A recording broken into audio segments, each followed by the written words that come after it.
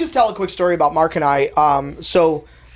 How Mark and I met. Well, this is my favorite story, by the way. So there's actually an unofficial version of Mark and I meeting, and then there's the real how it happened. But I'll tell the how it happened. So we have a friend, Adam Johnson, NFA Review, event called Suppressed Fest.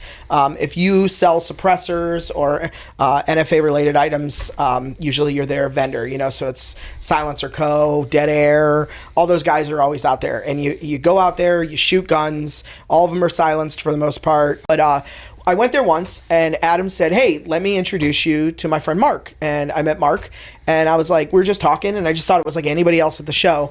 And then he was like, this is Mark Serbu. And I was like, wait, do you have that 50 cal? And he was like, yeah, I do. And I was like, oh my God. So we were just shooting back and forth and talking.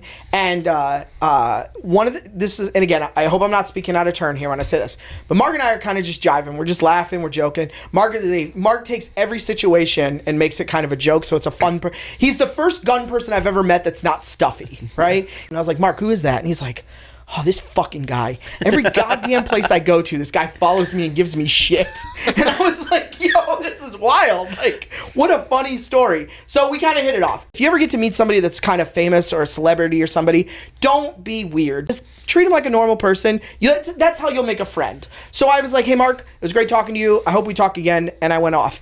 Later on, Adam came up and said, hey, man, can you do me a huge favor? Can you take Mark to the airport? And I was like, yeah, sure, no problem. I was going to get out of here anyways. So what I'm thinking is I'm taking Mark to catch an airplane. What I didn't know is I'm taking Mark to an executive airport so he can get on his own plane, because that's the lifestyle you live. So we dropped Mark off, took some pictures, we shook hands.